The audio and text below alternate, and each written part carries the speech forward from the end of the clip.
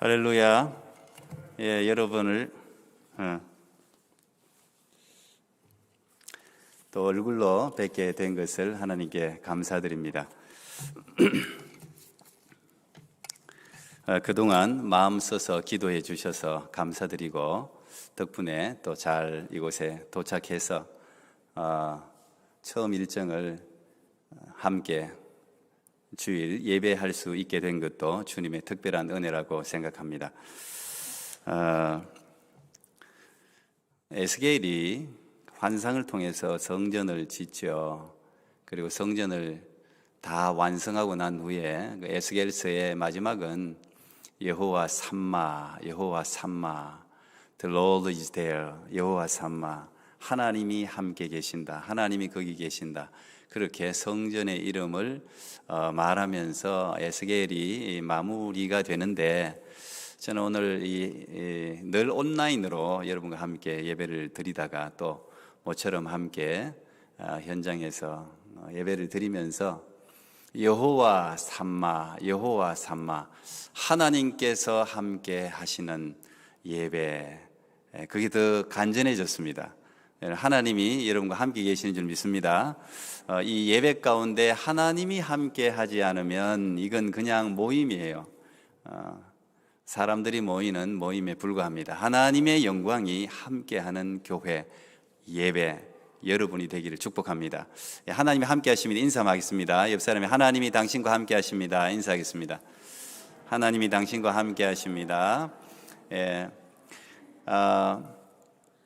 여기에 있건 또 어디에 있건 어떤 상황을 맞이하건 때로는 영예의 자리에 올라갈 수도 있고 때로는 사망의 자리에 있을 수도 있지만 중요한 것은 하나님이 함께 하느냐, 그게 중요한 것 같아요.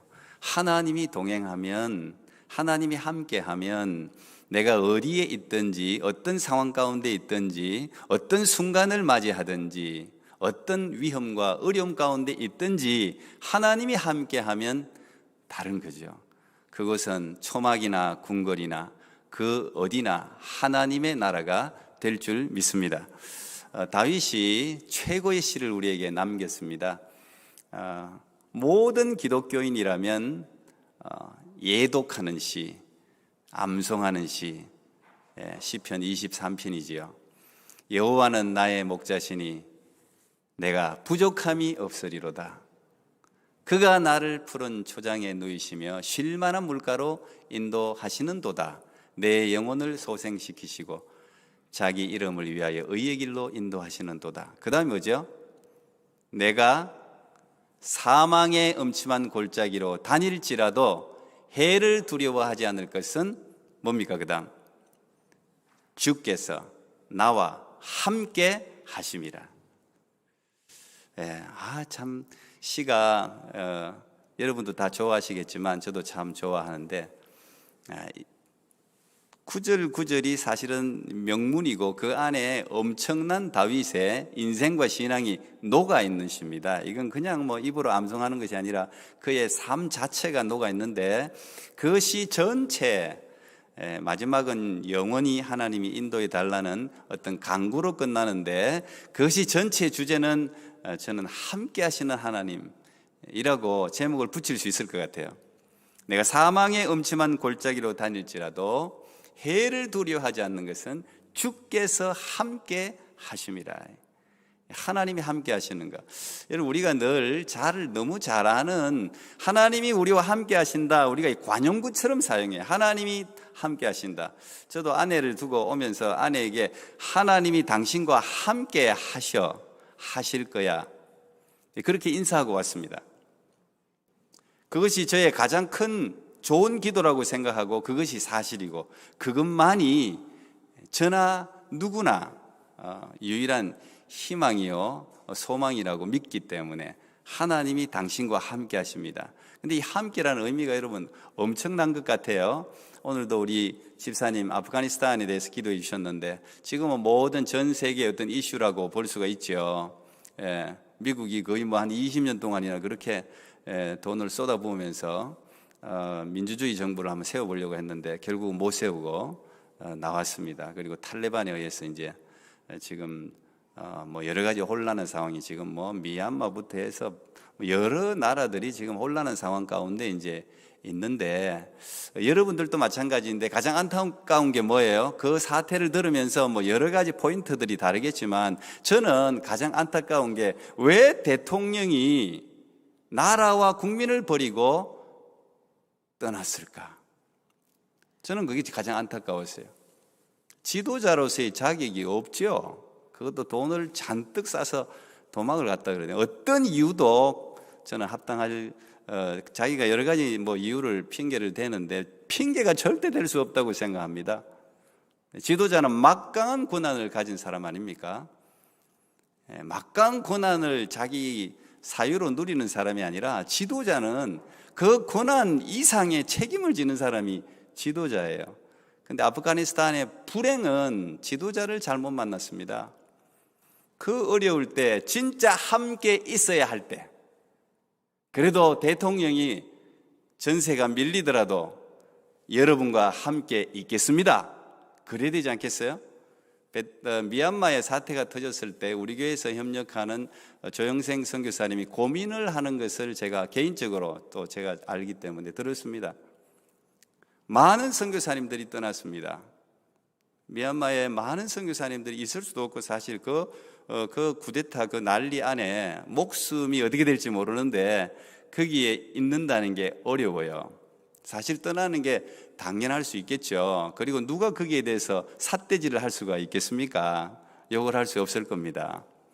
근데 조영생 선교사님이 굉장히 고민을 했습니다. 내가 떠나야 되냐, 이 사태. 지금까지 미얀마 이 백성들을 섬긴다고 이렇게 했는데 지금 이 어려움에 사람들이 혼란에 빠졌을 때 떠났어야 되겠는가? 결국 남았지 않습니까? 그 미얀마 가운데. 선교사도 어쨌든 그게 뭐 옳다, 떠난 사람은 잘못됐다고 제가 말하는 게 아니에요. 적어도 지도자라면 정말 어려움에 있을 때, 정말 함께 있어야 될 때 거기에 함께 있는 사람, 그게 지도자예요. 교회도 마찬가지고, 저는 교회도 어려움이 있을 때 어른들이 지키는 걸 봤어요. 주로 진짜 교회를 일평생 함께하고 교회를 사랑하는 사람이 정말 교회에 바람이 불고 흔들리고 난리가 날 때 지키더라고요. 그런 사람은 평소에 안 보이는 사람들이에요. 진짜 교회를 사랑하는 사람들. 그 사람이 지도자죠. 그 아프가니스탄의 불행은 거기에 있어요. 어떻게 대통령이 떠날 수가 있습니까? 그 사태에 죽더라도 있어야지. 거기에 국민들과 함께 말이죠. 네, 여러분, 우리는 최고의 지도자, 우리 최고의 구원자를 가진 복된 백성들 아닙니까? 예수 그리스도, 그 이름이 구원자인 그분은 하나님이 그와 함께, 그분이 태어날 때 이름을 하나를 더 주셨어요. 우리가 너무 잘 아는 이름이죠. 뭡니까? 임마누엘, God with us. 임마누엘, 하나님이 우리와 함께 계시다. 그 이름을 주셨어요. 그리고 그 약속대로 예수 그리스도는 우리와 함께 계셨고, 그가 승천하실 때 마지막 남긴 말도 내가 영원히 너희와 함께 있으리라, 끝날까지 함께 있으리라, 그 약속이었습니다.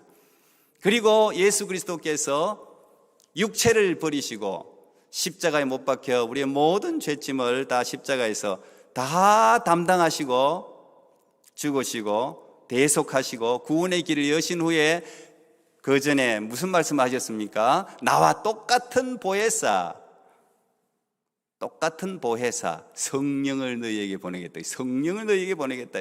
그 성령께서 하시는 많은 역할들이 있어요. 성령께서 하시는 역할이 너무 많죠. 죄를 깨닫게 하고 우리와 동행하고 예수 그리스도가 누구신지 우리에게 알려주고 수많은 많은 역할들이 있지만 성령의 가장 최고 역할은 뭡니까? 예수님께서 내가 떠나가는 것이 너희에게 유익이라. 왜 그렇게 유익이라고 말씀하셨습니까? 나는 육체의 한계를 잊고 예수님의 인카네이션 그 자체도 함께 하기 위해서 왔잖아요.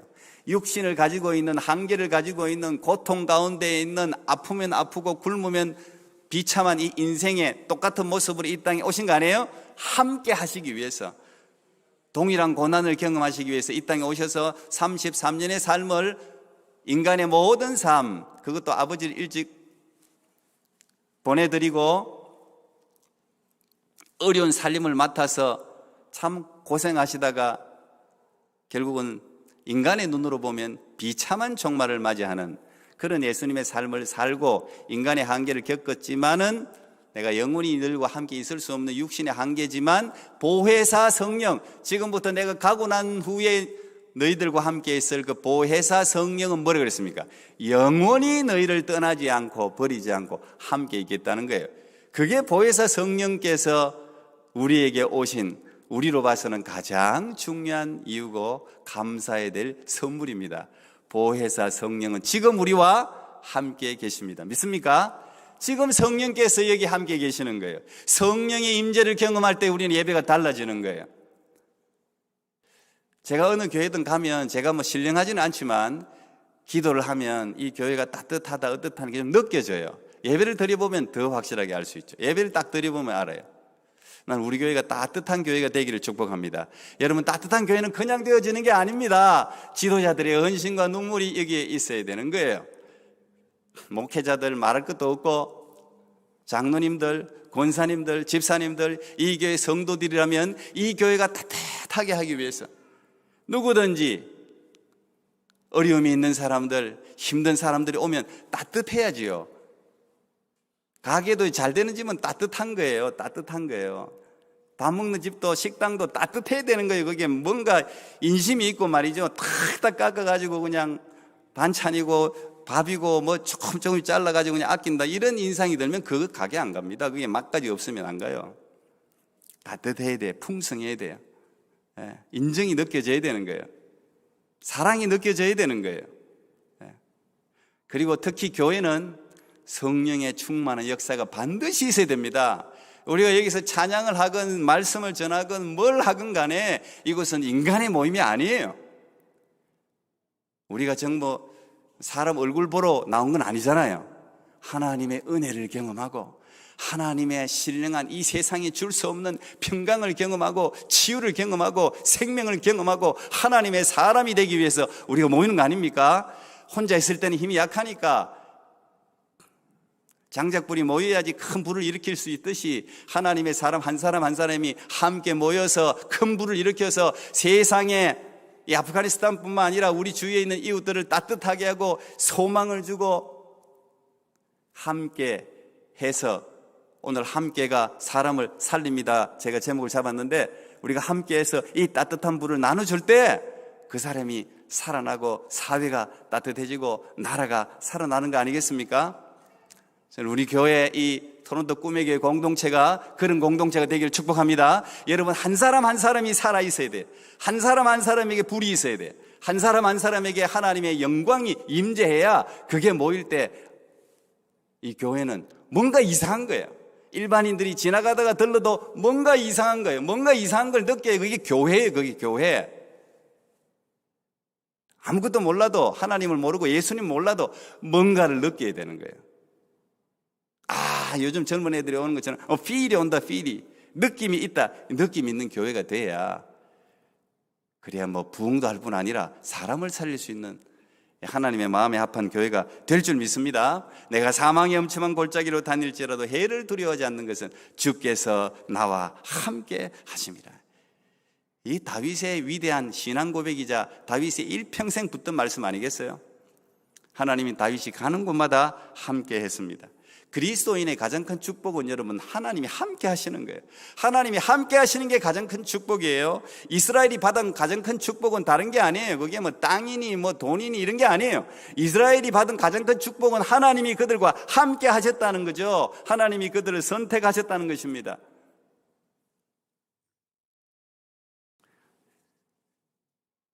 모세가 죽고 난 후에 여호수아가 그 갈팡질팡 아직까지 민족도 제대로 되지도 않은 데다가 나라가 탄생하지 못했습니다. 땅이 없습니다. 이제 가나안으로 데리고 들어가야 되는 그 막중한 사명을 맡은 여호수아에게, 여호수아 1장은 그렇게 시작하지 않습니까? 하나님이 여호수아 지도자에게, 지도자가 중요한 거예요. 지도자가. 그 지도자에게 하나님이 뭐라고 이야기합니까? 두려워하지 말아요. 두려워하지 마라. 마음을 강하게 하고 담대해라. 여러분, 지도자가 마음이 강하고 담대해야 따라오는 사람이 그걸 보고 따라오지. 지도자가 벌써 벌벌 떨고 아프가니스탄 대통령처럼 저렇게 뒷공문이시고 도망가 버리면 그거 어떻게 되겠어요? 지도자는 마음에 두려움이 있어도 두려움을 비추어서는 안 되잖아요. 두려움을 감출 줄 알고 담대하고 강해야 되는 거예요. 그래서 하나님께서 강하고 담대하라, 강하고 담대하라. 아주 중요한 말씀 같아요. 강하고 담대해라. 어떤 상황 가운데서도 강하고 담대해라. 그리고 약속하지 않습니까? 내가 너와 함께 하리라. 내가 어디로 가든지 내가 너와 함께 하리라. 여러분, 이 약속보다 좋은 약속이 있습니까? 하나님이 함께 하시면 내가 어디 전쟁 가운데 있더라도, 내가 어떤 상황 가운데 있더라도 하나님이 함께 하신다는데, 그게 가장 큰 축복 아닙니까? 여러분에게 하나님이 함께 하시길 축복합니다. 하나님이 함께 하시면 다른 이야기 할 게 없는 거예요. 하나님이 하시는 거예요. 그게 결국 그 종말이, 그 결국이 어떻게 되든 간에 상관없어요. 하나님이 함께 하시면 영원부터 우리 하나님께서 우리를 어디로 데리고 가겠습니까? 예수님께서 내가 너희들의 처소를 예비하러 간다 그랬잖아요. 처소를. 이 땅이 우리가 영원히 살 땅은 아니잖아요. 저는 아내를 통해서뿐만 아니라 참 많은, 그래서 제가 이 생각이 많아서 그런지 모르겠습니다. 인생을 참 많이 고민합니다. 인생이 도대체 뭐냐? 인생이 도대체 뭡니까, 여러분? 굉장히 철학적인 화두일 수도 있지만, 이건 여러분, 우리가 인생의 주인공이고 인생을 살아가고 있으니까 인생에 대한 어떤 뭔가 철학이나 모토를 가지고 살아야 되잖아요. 인생이 뭐냐? 정의에 따라 다르긴 할 텐데, 어쨌든 우리 인생에 대해서 저는 잠언 전도서가 참 솔로몬이 굉장히 잘 정의해놨다고 생각해요. 인생은 사실 어떻게 보면 별거 없어요. 똑같은 길을 가는 거예요. 우리가 내용이 좀 다르죠. 근데 그 사람이 어떤 마음으로, 어떤 자세로 살아가느냐가 그 사람의 인생의 내용을 결정하는 거지, 인생 자체는 별거 없어요. 헛되고 헛된 거예요. 풀은 마르고 시드는 거예요. 다 아무리 꾸며봤자 다 시드는 거예요. 언젠가는 다 죽는 거예요. 그게 우리에게 주어진 운명이에요, 어떻게 보면. 근데 그 인생을 어떻게 살아갈 것인가는 하나님의 말씀을 붙들고 우리가 고민해야 되고, 여러분 각자에게 주은 숙제예요. 숙제. 야곱도 집을 처음 떠나서 다시 집에 돌아올 수 있을까? 그 캄캄한, 어떻게 보면 앞이 보이지 않는 길을 걸어갈 때 하나님이 하신 최고의 약속은 뭐였습니까? 베델, 하나님의 집, 그 천사가 오르락 내리락 하면서 하나님이 야곱을 만나서 주신 최고의 말씀은 뭐였습니까? 내가 너와 함께 하겠다는 거예요. 네가 지금 어디로 가든지 내가 너와 함께 하겠다는 거예요. 내가 너를 다시 이곳에 돌아오게 하겠다는 거예요. 최고의 약속을 주신 거 아닙니까? 그때부터 야곱의 인생은 사실 형통한 인생이 아니었습니다. 그냥 얼마나 고생했습니까? 눈물로 지새웠다고 나중에 저 바로 앞에서 고백하지 않습니까? 자기의 인생이 얼마나 수고스러운 인생을 살았습니까? 그렇지만 하나님이 함께 하셨단 말이에요. 결국은 그 야곱, 속이 지는 자, 발꿈치를 붙드는 자, 남에게 피해를 주는 그 거짓말쟁이 야곱의 이름이 결국은 이스라엘로 바뀌지 않습니까? 이스라엘의 위대한 조상이 되지 않습니까? 왜? 하나님이 함께 하셨으니까. 하나님이 함께 하겠다는 거예요. 우리가 경험할 수 있는 가장 두려워해야 될 일은 뭡니까? 하나님이 떠나는 거예요. 사실 성경에 보면 구약에 전부 다 그들이 받은 심판은 뭐였습니까? 다른 게 아니었어요. 하나님이 떠나는 게 심판이에요. 하나님이 떠나는 게 저주예요. 그래서 우리 다음 주에 또 이제 성경 퀴즈 대회를 하겠지만, 이 시험 나옵니다. 호세의 세 자녀가 있지 않습니까? 호세가 음탕한 창녀 부인을 그냥 맞이해가지고 하나님이 결혼을 하라 그래서 그 자기의 그 집안 결혼 자녀들을 통해서 하나님 메시지를 주는 거잖아요. 메시지. 그래서 3명의 자녀를 낳는데 이름들이 정말 어떻게 부모님이 그런 이름을 지을 수가 있겠어요? 근데 하나님이 그 이름을 지어라. 그러니까 지어야 되잖아요. 그 이름이 뭐였어요? 공부했습니까? 자, 이제 벼락치기라도 하세요. 일주일 동안. 공부 하나도 안 해온 사람 다 이렇게 세월, 또 다음 교회 안 놀라 또. 교회 안 노는 사람은 진짜 공부 안 한 걸로 알 거예요, 제가. 네. 뭐였어요, 이름이? 이스라엘, 그 다음 로루하마, 그 다음 로암미, 이 세 명의 자녀를 낳습니다. 그런데 이 세 명의 다 뜻이 뭡니까? 흩었다 이게, 쫓아보냈다. 내가 불쌍히 여기지 않는다 이게. 그 다음에 뭐 로암미는 뭡니까? 내 백성이 아니다. 세상에 자기 애를 가지, 너는 내 아이가 아니야, 넌 내 백성이 아니야, 이렇게 일평생 불렀으니 이게 얼마나 비참한 일이에요? 그게 하나님이 이스라엘에게 내린 저주 아닙니까? 내가 너와 함께 하지 않는다는 거예요. 너희들이 죄를 돌이키지 않으면 내가 너와 함께 하지 않겠다는 거예요. 그게 심판이에요. 그게 심판. 사사기 마지막에 엘리 제사장이 나오잖아요. 그 엘리 제사장에게도 두 아들이 있었는데, 홈니, 비나스가 있었는데, 이 아들 관리를 잘못해가지고 하나님을 막 함부로 대하는데도 그냥 놔둬가지고 나중에 결국은 법궤도 빼앗기고 블레셋에 의해서 전쟁에도 지고 낭패를 당합니다. 그리고 하필 그 전쟁에서 질 때 비느하스의 아내가 자녀를 낳잖아요. 자녀를 낳고 죽습니다. 엄마는. 근데 그 자녀 이름이 뭐였어요? 이가봇입니다. 이가봇의 뜻이 뭡니까? 하나님의 영광이 떠났다는 거예요. 하나님의 영광이 떠났다. 그러면 끝난 거예요. 그래서 우리 어느 교회든 다 마찬가지인데, 하나님의 영광이 없으면 예배가 아니에요. 하나님의 영광이 임재해야 돼. 하나님의 영광이. 하나님의 영광의 무게가 짓눌러야 돼. 그게 느껴져야 돼요. 찬양이 가볍게 들리면 안 되고, 말씀이 가볍게 들려도 안 되고, 이 하나님의 영광의 무게, 이 무게가 우리가 느껴져야 된단 말이에요. 이게. 이스라엘은 하나님이 늘 함께 하셨어요. 근데 그들이 몰랐어요. 그게 감사하지도 못했어요. 근데 하나님의 영광이 떠나버리니까 완전히 그냥 망해버리잖아요. 포로가 되고 나라를 빼앗기고. 여러분에게 하나님의 영광이 함께하기를 축복합니다. 하나님의 영광을 경험한 사람, 하나님이 함께한 사람은 자동적으로 사람들을 존귀하게 여겨요. 이게 공통점이에요. 하나님의 영광을 경험한 사람, 거듭난 사람, 예수 그리스도를 인격적으로 만난 사람의 특징은, 어떻게 보면 신앙의 완성은 사람을 어떻게 대하느냐에 있어요. 믿음이 좋다는 것은 하나님과만 교제하는 게 아니라 사람, 이웃, 국가, 보이는 이 현실을 어떻게 살아가느냐를 보면 그 사람의 신앙이 좋은지, 정말 은혜를 체험했는지를 알 수 있는 거예요. 그래서 대체로 구제단체, 봉사단체, 장애인, 복지, 저 아주 가난한 나라의 선교, 이 누가 다 합니까? 예수 믿는 사람, 특별히 예수 그리스도를 인격적으로 만난 사람, 하나님의 영광을 경험해 본 사람, 하나님이 어떤 분이신지를 아는 사람, 하나님의 사랑을 받은 사람, 하나님이 항상 함께하는 사람, 이 사람들이 다 봉사하는 거예요. 이 사람들이 다 봉사. 우리 교회도 봉사하는 사람은 하나님 만난 사람들이 다. 하나님을 만난 사람, 하나님이 나를 정말 지극히 사랑하고 이 보잘것없고 죽을 수밖에 없는 사람을, 우리 창조주 하나님이 나를 이렇게도 함께 하시고 이렇게도 사랑해 주시는구나, 이 사랑을 경험한 사람은 이걸 어디로 흘려보냅니까? 사회로 흘려보내는 거예요. 이웃에게 흘려보내는 거예요. 다윗의 위대함은 바로 거기에 있었습니다. 다윗은 하나님을 깊이 만난 사람이에요. 그런데 하나님과의 만남에서 끝나지 않고 다윗은 나중에 왕이 됐는데, 왕이 되기 전에 한 일이 있어요. 그게 사무엘상 22장 1절 한번 같이 읽어보겠습니다. 사무엘상 22장 1절 2절에 나와 있는데, 같이요, 시작.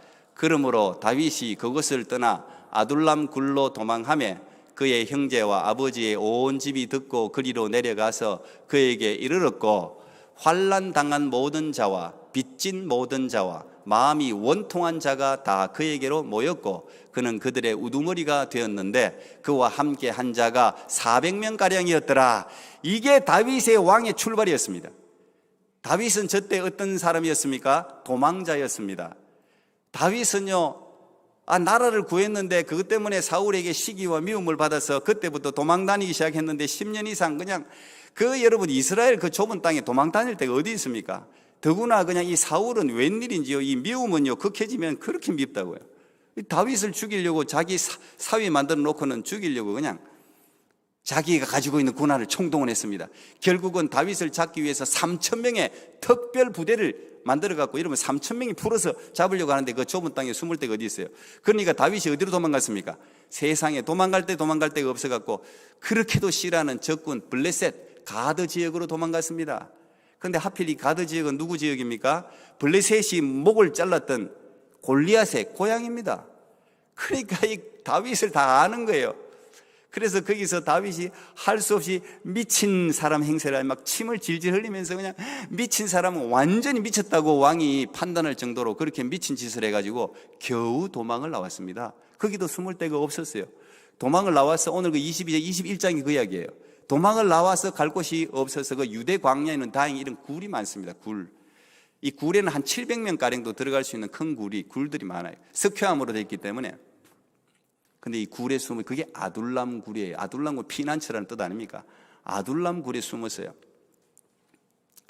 그런데 이 아둘람 굴에 다윗이 있다는 이야기를 듣고 누가 왔습니까? 그의 집안 아버지 부모님 온 것까지는 이해하겠는데 그 다음에 온 사람들이 어떤 사람들입니까? 환난 당한 자, 빚진 자, 마음이 원통한 자. 다시 말하면 이 사람들도 어떻게 보면 사울의 정치적인 박해를 받았던 사람이에요. 사울의 그 통치하에서는 아주 있기가 힘든 사람들이에요. 그 사람들이 한 400명가량이 모였습니다. 여러분, 다윗이 환영하겠습니까? 자기 혼자도 지금 숨기 힘든데 이 400명 우리를 데리고 어디를 도망 다닌단 말입니까? 그런데 다윗은 어떻게 했습니까? 이들을 품었습니다. 그래, 다윗도 내가 지금 위험에 처해 있는데 내가 지금 죽을 판인데 저한테 오면 제가 이 발각됩니다.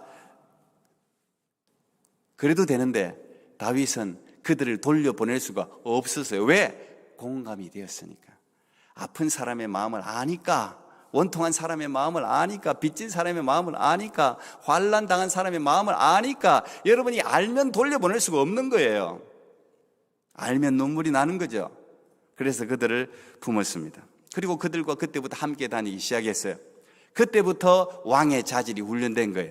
그때부터 그 400명이 나중에 어떻게 됩니까? 역대상 12장에 보면 참 놀랍습니다. 이 사람들이요 다 보잘것없고 시시한 사람들이었는데요, 다윗과 함께 공동체 생활하면서 이 사람들이 어떻게 됩니까? 용사가 됩니다. 용사. 역대상 12장에는 용사 이름이 등장하는데 그 시글락에 있었다고 적혀 있어요. 이 400명이 나중에 600명이 되잖아요. 근데 이 사람들이 다윗과 함께, 다윗이 지도자로서 내가 너희와 함께하고 죽으면 같이 죽겠다는 생각으로 우리가 같이 먹고 너희들도 피할 데가 없고 나도 피할 데가 없으니 같이 다니자. 그때부터 그들도 다윗을 위하여 목숨을 걸고 싸우는 거예요. 용사가 됩니다. 용사. 결국은 다윗이 왕이 되었을 때 이들이 정부 내각을 다 구성하지 않습니까? 그러니 다윗의 왕조가 튼튼할 수밖에 없지요. 다윗을 위해 죽고자 하는 부하들이 그렇게 쫙 깔려서 다윗의 주위를 쫙 감싸고 있는데 누가 다윗을 건들고 왕조를 흔들 수가 있겠습니까? 그렇게 될 줄 누가 알았겠어요? 함께하는 게 이렇게 중요한 거예요. 저는 아내의 아픔을 통해서 이 함께하는 거, 사람들의 아픔에 공감하는 거, 구제하는 거, 제가 그 부분이 참 약했는데 그 부분이 얼마나 중요한가를 알게 되었어요. 그래서 우리 교회는요, 그렇게 하는 분들이 너무 많아요. 너무 감사해요. 너무 감사해요. 신앙생활만 하나님만, 진짜 하나님 보고 다니는 사람은 이웃을 볼 줄 아는 거예요. 봉사하는 거죠. 구제하는 거예요. 손을 펴는 거예요. 제가 어제 도착해서 집에 가더니 반찬통이 막 이만큼이다. 반찬도 내가 이제 갖다 놔야 돼. 여러분, 저 부엌에 가고 이쪽에 가면은 빈 통이 엄청 많습니다. 그거 다 여러분들이 주신 거잖아요. 작년 1월 아내가 아플 때부터 매주마다 우리 권사회 일여성교회 중심으로 제가 없는데도 아이들 일주일에 한 번씩 그렇게 반찬을 갖다 주신다 그러다 너무 고맙습니다. 감사합니다. 저는 그것이 함께 하는 거 아니겠어요? 사실 제가 있으면서 아내 때문에가 아니라 신경 쓸 때가 너무 많아가지고 여기 생각하면 교회, 아이들 또 갔더니 저희 나이 때는 다 위아래로 인생이 고달픈 거예요. 이제 애들 다 컸다 생각하면 그 다음부터는 부모님들이 아프기 시작하는 거예요. 다 그냥 아파서 다 그냥 우리 갈보리 어른들 건강하시기 바랍니다.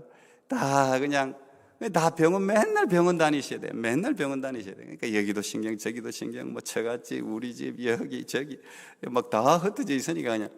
그래도 여러분들이 그래도 그렇게라도 한 부분을 같이 한국에서는 한국에서대로 여기서는 여기서대로 감당해 주니까 그래도 제가 주어진 역할들을 감당할 수 있었죠. 고맙습니다. 오늘 이 즐거워하는 자들과 함께 즐거워하고 우는 자들과 함께 울라는 게 이게 사도 바울이 로마서를 기록하면서 적었는데 이 12장이 굉장히 중요합니다. 사도 바울의 서신서의 특징은요, 앞에는 언제나 로마서 11장까지가 이 로마서라는 게 성경의 보석이라 그러잖아요. 특히 교리 면에서 교리적으로 굉장히 특별히 우리가 믿음으로 의인이 된다는 이신칭의 사상을 굉장히 아주 정말 잘 설명해 놓은 거. 교리 설명을 굉장히 잘 해놨어요. 1장부터 11장까지. 근데 여러분, 사도 바울의 서신은요, 언제나 여러분 보십시오. 로마서뿐 아니라 다른 서신들도 다 보세요. 절대 교리를 설명하고 거기에서 끝내지 않습니다. 교리만 아는 게 신앙생활이 아니에요. 예수 그리스도를 믿는다고 거기서 신앙생활이 끝나는 게 아니에요.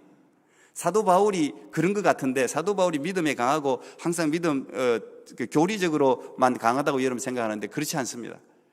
그 뒤에는 항상 이 교리, 내가 믿는 이 믿음을 어떻게 내가 살고 있는 이 사회에서 실천하는가를 항상 이야기해요.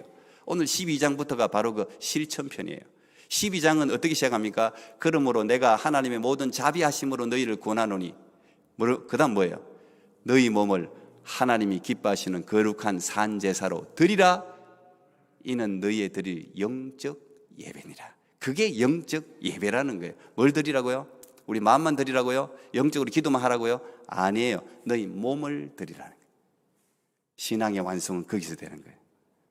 몸을 드리라는 건 뭐예요? 너희들의 삶을 드리라는 거예요.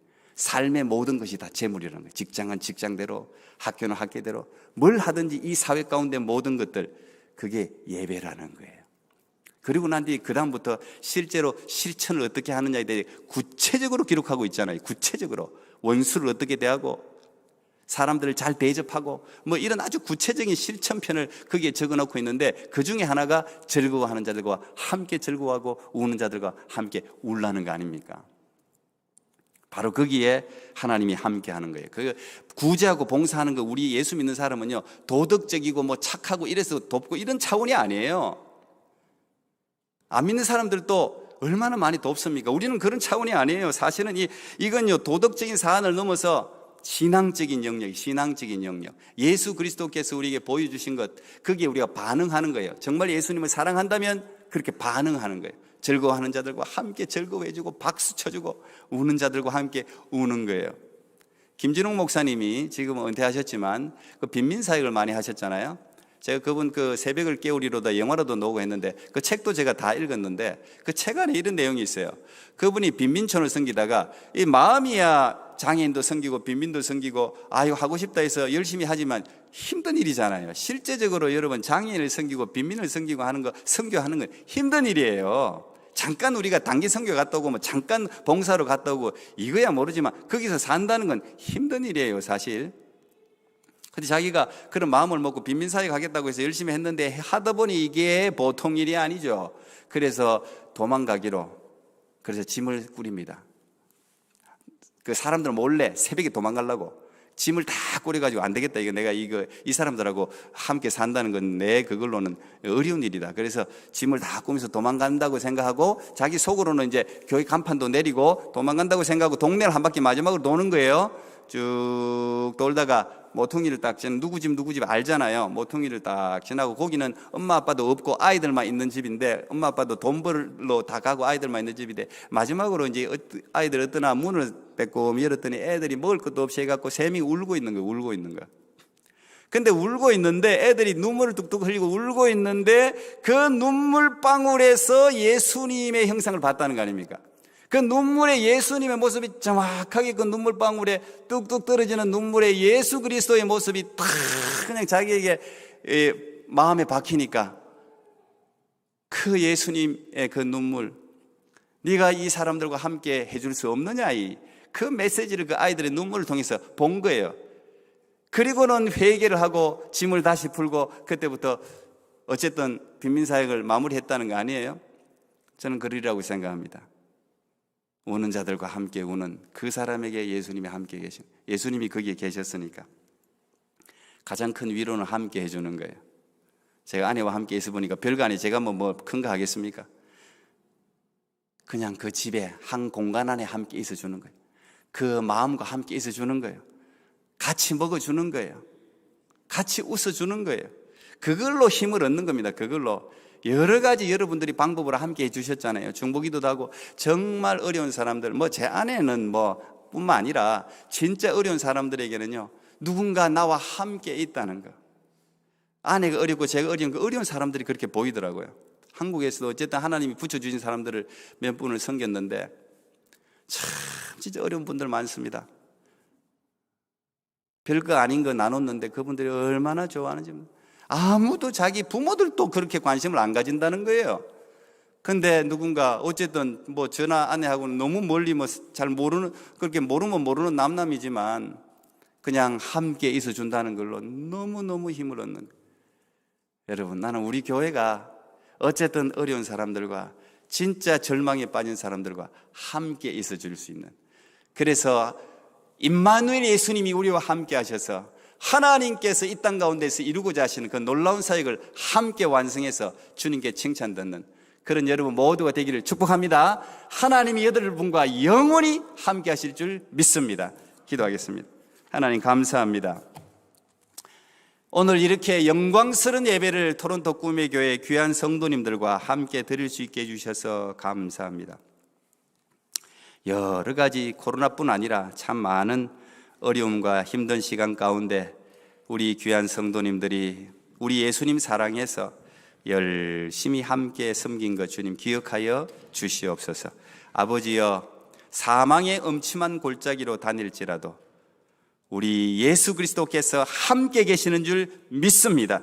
우리가 어떤 상황 가운데 있더라도 창조주 하나님, 구속주 예수 그리스도, 보혜사 성령께서 우리와 함께 하심을 항상 기억하고 그 자리에서 일어설 수 있는 우리 귀한 성도님들 되게 하여 주시옵소서. 예수님 이름으로 기도하옵나이다. 아멘.